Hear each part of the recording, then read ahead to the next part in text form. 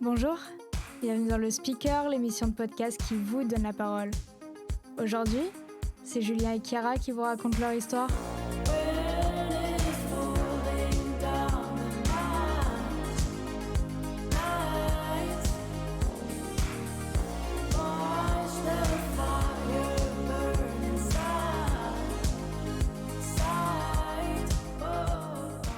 Moi, c'est Julien, j'ai 29 ans et quelques, donc bientôt 30. J'habite à Paris maintenant. Je suis dans l'audiovisuel, donc réalisation, montage et tout ça. Je suis d'un background scientifique cartésien mais ouvert. Bonjour, moi je m'appelle Chiara, j'ai 22 ans et je vis à Marseille et cette histoire, je l'ai vécue il y a 2-3 ans avec mon ex Julien. On était en 2018, en mars. Ça a tout d'abord commencé par un séjour chez ma grand-mère, un séjour clandestin, elle ne savait pas. Mais on a occupé son appartement à Lyon pendant 2 soirs, si je ne m'abuse. C'était pour préparer un tournage. Donc il y avait Chiara, mon frère Alexis et Ben, notre bon ami Ben. Alors à l'époque, je trouvais déjà cet appartement un petit peu glauque, dans le sens où c'était un appartement assez sombre, avec des meubles plutôt noirs, dans des tons foncés. Il y avait une drôle de lumière, on avait toujours l'impression d'être un petit peu observé. Je dirais pas que je m'y sentais mal, mais c'était bizarre, on se sentait jamais très seul. On est parti dans un petit délire à un moment de trucs paranormal. Et on a voulu faire une petite séance shooting photo paranormal. Pour déconner, quoi. Un truc vraiment digne des ados dans les films américains. La fameuse photo, c'était Alexis et Ben, je crois, sur le lit, qui dormaient. Je crois que Ben avait l'air terrorisé par un truc, par une créature sous le lit. Et cette créature, c'était Chiara qui la jouait. Et là, on découvre sur le cliché qu'il y a un orbe lumineux au niveau de mes doigts qui semblait être complètement déformé, tordu et beaucoup trop long alors que je ne bougeais pas et que c'était une mise en scène. Ça avait plutôt l'air d'un artefact d'une photo argentique, quelquefois quand il y a une sorte de rayure ou quoi, mais c'était pas du tout ça, c'était numérique. On a regardé ce qui aurait pu faire un reflet ou quoi, mais on n'a pas trouvé, donc c'est un petit peu bizarre.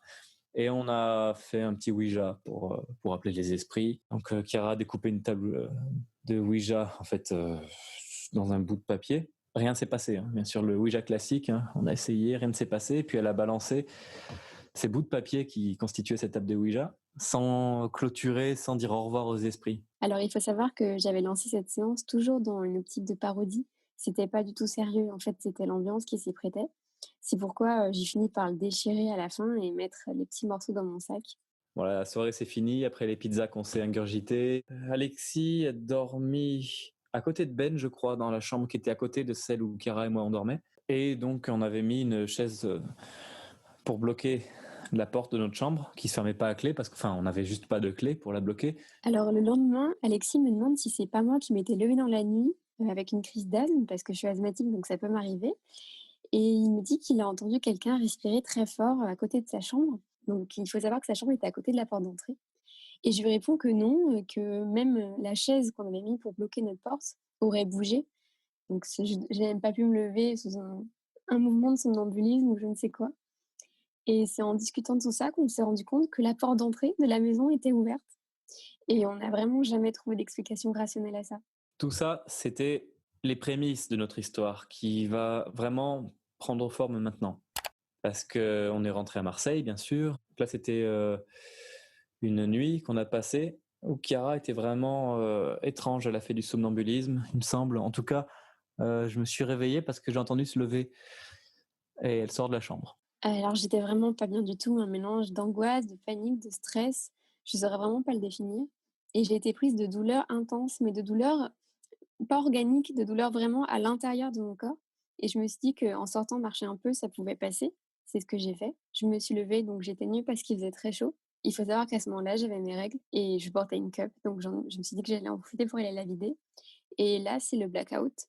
Et là, tout à coup, j'entends un gros bruit. Genre vraiment le bruit de quelqu'un qui tombe, qui se casse la gueule. Je retrouve Chiara dans le couloir, en fait, qui est au pied du porte-manteau, qui est allongée.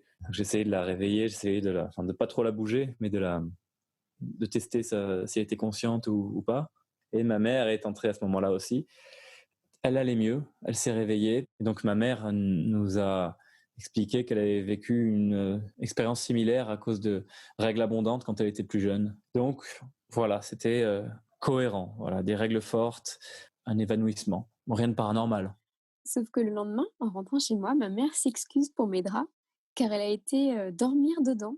Donc elle m'a dit qu'elle avait ressenti le besoin de venir dormir dans mon lit aux alentours de 2 heures du matin, soit exactement l'heure à laquelle je suis tombée dans les pommes, alors qu'elle n'a jamais fait ça. Jamais elle n'a été dormir dans mon lit à part cette nuit-là. Et que je sais pas trop comment interpréter ça, donc le lien mère-fille peut-être, mais finalement j'ai pas pu m'empêcher de faire le lien avec les événements un petit peu étranges qu'on a vécu à Lyon, juste avant.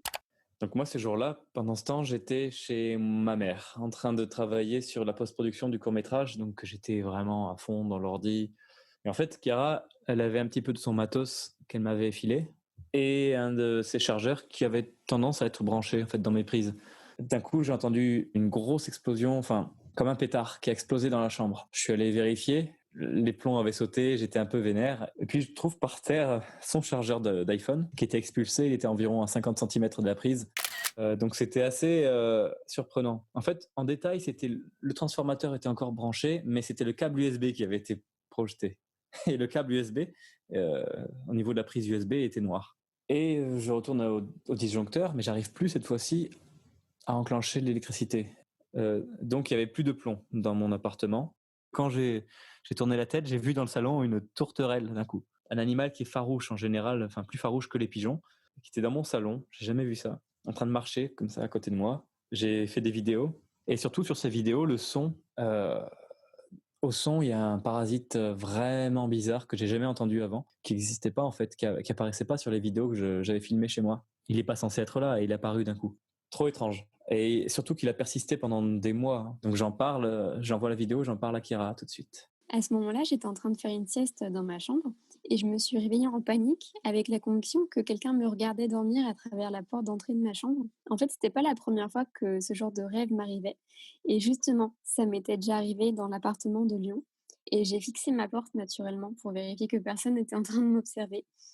Et peut-être 4 ou 5 secondes après que j'ai ouvert les yeux, le porte-manteau est tombé par terre d'un coup. Ça m'a terrifiée et je me suis levée et je me suis dit que j'allais me faire un café. Donc je suis montée à l'étage et j'ai vu que ma mère dormait et le bruit du café l'a réveillée et elle m'a dit: «Tiens, je viens de faire un rêve très étrange. Il y avait des animaux dans ta chambre et je les voyais passer à travers ta porte d'entrée». C'est là que je commence un peu à paniquer et je reçois la vidéo de la tourterelle de Julien. Donc là, je trouve la coïncidence vraiment beaucoup trop folle et ça confirme que quelque chose vraiment d'étrange est en train de nous arriver, en fait. Quelques mois plus tard, Kira dormait à nouveau chez moi. Il faisait très chaud. C'était en été, c'était un petit peu difficile.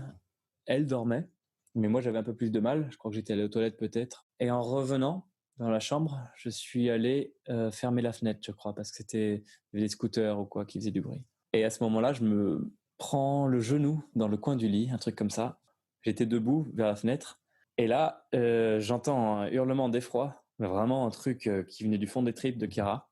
Et tout de suite, quand j'ai entendu ça, je me suis dit, bon, ça a tilté assez vite et je me suis dit, elle fait une sorte de paralysie du sommeil ou quelque chose. Mais en tout cas, elle doit avoir une vision affreuse. Et là, en ouvrant les yeux, c'est pas Julien que j'ai vu, mais c'est une créature vraiment horrible, un genre de monstre humanoïde, tout gris avec des gros yeux rouges qui était à 4 pattes et qui inspirait vraiment rien de bienveillant. Alors après cette nuit, je suis jamais retournée dormir dans cet appartement parce que j'ai vraiment eu la peur de ma vie. Plus tard, dans mon sac, j'ai retrouvé dans une petite poche que j'ouvrais jamais, les petits bouts du papier Ouija que j'avais déchiré. Quand je les ai retrouvés, je les ai brûlés et je me suis dit que plus jamais je recommencerais ce genre de fantaisie de faire un Ouija pour rire. Depuis cette expérience, on n'a plus eu de problème chez ma mère avec d'électricité qui disjoncte pour rien parce que quelque chose est branché. Et le bruit parasite sur les vidéos a disparu. Je ne sais plus exactement à partir de quand. Hélas, j'ai pas gardé de notes, mais il a disparu. Alors, depuis ce jour, j'ai jamais refait de malaise à cause de mes règles. Je suis jamais tombée dans les pommes, à part cette fois-là. Et les rêves dans lesquels je me sentais observée, j'en ai pas refait non plus. J'adore le paranormal. Je suis convaincu en fait que les choses arrivent vraiment, réellement, et qu'on a une porte vers d'autres dimensions qui est ouverte, mais qu'il y a des personnes, hélas, qui sont plus à même de les ressentir que d'autres. J'ai vraiment l'impression d'être hermétique parfois, dans le sens où je ressens pas vraiment directement les choses, mais en tout cas, ces manifestations, grâce à Kira, je les ai vraiment, enfin, j'ai pu mettre un doigt dessus là-dessus. Alors aujourd'hui, j'ai toujours aucune explication rationnelle sur ce qui s'est passé, mais en tout cas, j'en retiens quelque chose, c'est qu'il faut toujours rester ouvert d'esprit sur ce qui peut se passer et il faut garder en tête que tout peut arriver, réellement tout, même, des choses auxquelles on n'a aucune explication, on en aura peut-être un jour dessus. M'explique ce qui se passe ici. Qu'est-ce que tu fais là, toi? Qu'est-ce que tu fais là? Les plombs ont sauté, j'arrive plus à rien allumer. Et là, d'un coup, je vois un petit animal chez moi. Mais qu'est-ce que tu fais?